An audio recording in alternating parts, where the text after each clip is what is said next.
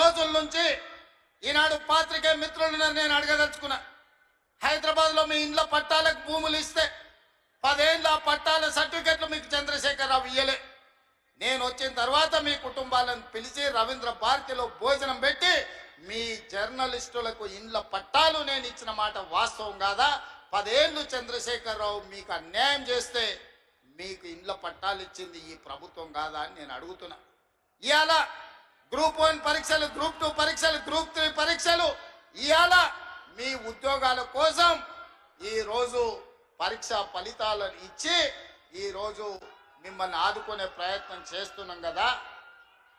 అందుకే ఒక్క నిమిషం ఉండండి, చూసిన దించండి. అందుకే ఈరోజు మీ సమస్యలు పరిష్కరించడం కోసమే ఈరోజు ప్రజాపాలన ప్రగతి బాటల పేరు మీద మీ ముందుకొచ్చి మీ దగ్గర నిలబడి మాట్లాడుతున్నాం. ఈరోజు నిరుద్యోగ సమస్యనే కాదు, మీ విద్యకు సంబంధించి టీచర్ల ప్రమోషన్లు 11,000 మంది ఈరోజు టీచర్ల నియామకాలు చేపట్టి పేదలకు విద్యను అందుబాటులోకి తీసుకురావాలని ప్రభుత్వం చేస్తున్న ప్రయత్నం నిజం కాదా అని నేను మిమ్మల్ని అడుగుతున్నా. మిత్రులారా, ఈరోజు రైతుల గురించి కానీ, మహిళల గురించి కానీ, విద్యార్థుల గురించి కానీ, నిరుద్యోగ యువకుల గురించి కానీ, తెలంగాణ సమాజంలో ఉన్న సమస్యల్ని పరిష్కరించడానికి పాత్రికేయ మిత్రుల నుంచి మొదలు పెడితే డాక్టర్లు, లాయర్లు, ఇంజనీర్ల వరకు ప్రతి ఒక్కరి సమస్యని పరిష్కరించడానికి ఈరోజు రాష్ట్ర ప్రభుత్వం ప్రయత్నం చేస్తున్నది. అందుకే ఆనాడు ధనిక రాష్ట్రంగా చంద్రశేఖరరావు గారికి అప్పచెప్పినాం. ఈరోజు దివాలా తీసిన రాష్ట్రంగా మా చేతికి అప్పచెప్పిండు. అందుకే మిత్రులారా, ఈరోజు ఈ సమస్యలు పరిష్కరించడానికి ఉన్నది ఉన్నట్టు వాస్తవాలను మీకు వివరించే ప్రయత్నం చేస్తున్నా. ఈరోజు రాష్ట్రానికి బడ్జెట్ ఆదాయము తగ్గిపోయింది. బట్టి విక్రమార్క గారు పోయినసారి బడ్జెట్ 2,91,000 కోట్ల రూపాయలకు పెట్టిండు. కానీ వాస్తవంగా మేము గతంలో వేసిన అంచనాల కంటే తగ్గించి ఆర్థిక పరిస్థితి అబద్ధాలతో ఉండకూడదని బడ్జెట్ను తగ్గించే పెట్టినాం.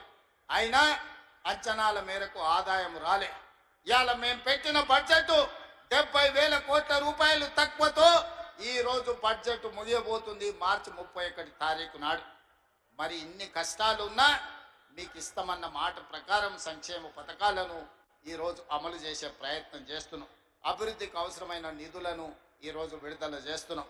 అభివృద్ధిలో భాగంగానే స్టేషన్ గన్పూర్కి ఈరోజు మీ విద్యకు ఇంటిగ్రేటెడ్ రెసిడెన్షియల్ స్కూల్స్ కావచ్చు, 100 పడకల ఆసుపత్రి కావచ్చు, మీ సాగునీటి ప్రాజెక్టు కోసం కావచ్చు, మీ ఇంటిగ్రేటెడ్ రెవెన్యూ డివిజన్ ఆఫీస్ కోసం కావచ్చు, మీ స్టేషన్ గన్పూర్ అభివృద్ధి కోసం కడియం శ్రీహరి గారు పెద్దలు అడిగిన ప్రతి మాట నిలబెట్టడానికి ఇవాళ 800 కోట్ల రూపాయలు మీకు మంజూరు చేయడమే కాదు, ఇంతకుముందు పెద్దలు కడియం శ్రీహరి గారు ఇదే వేదిక మీద నుంచి ఇంకో కొత్త చిట్టి మళ్ళా తీసి నా ముందర పెట్టిండు. కాగితాలు అక్కడ ఇచ్చిండు.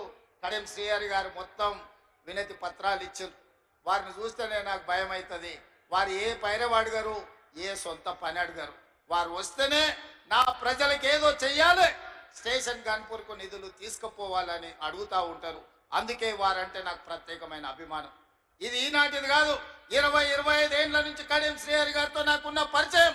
నేనే వారిని అడిగి కాంగ్రెస్ పార్టీలోకి రండి, నాకు అండగా నిలబడండి, ఈ తెలంగాణ రాష్ట్రాన్ని అభివృద్ధి పదం వైపు నడిపిద్దాం, మీ అనుభవం, మీ నిజాయితీ తెలంగాణ రాష్ట్రానికి అవసరం ఉన్నది, శ్రీహరి గారు మీరు రండి, చెల్లి కడియం కావ్యను ఎంపీగా గెలిపించుకున్న బాధ్యత నేను తీసుకుంటా అని చెప్పిన. అందుకే ఇవాళ మీ ఆడబిడ్డను డాక్టర్ కావ్యను పార్లమెంటు సభ్యురాలుగా మీరు ఢిల్లీకి పంపిస్తే మీకు ఎయిర్పోర్ట్ తీసుకొచ్చింది, మీకు రైల్వే కోచ్ ఫ్యాక్టరీ తీసుకొచ్చింది, భవిష్యత్తులో కాజీపేట రైల్వే జంక్షన్ ను తీసుకొచ్చే బాధ్యత మీ సోదరిమణి మీ ఆడబిడ్డ డాక్టర్ కావ్య తీసుకుంటది. వారికి రైల్వే డివిజన్ ని తెచ్చే బాధ్యత మా ఆడబిడ్డ మీ ఆడబిడ్డ కావ్య తీసుకుంటది.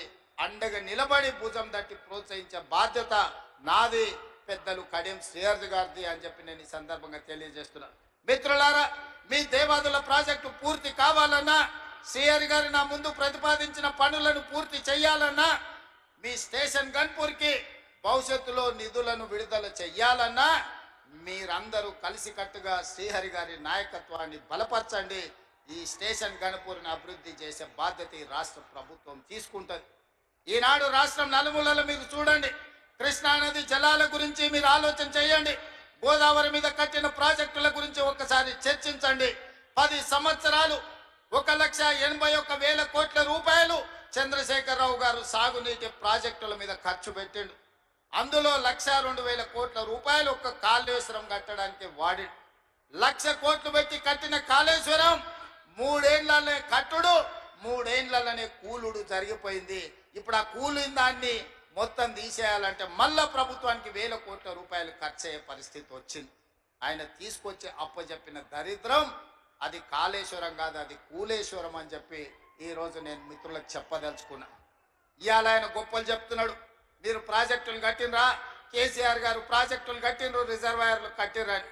తాటి చెట్టు అంత పెరిగిండు కానీ ఆవకాయ అంతా కూడా ఆయన మెదడులో తెలివితేటలు ఉన్నట్టు నాకు అనిపిస్తలేదు. శ్రీరామ్ సాగర్ 100 టీఎంసీల ప్రాజెక్ట్ ఎవరు మీ తాత కట్టిండా? శ్రీశైలం ప్రాజెక్టులో 300 టీఎంసీలు నిల్వ మీ ముత్తాత చేసిండా? నాగార్జున సాగర్ లో 200 పై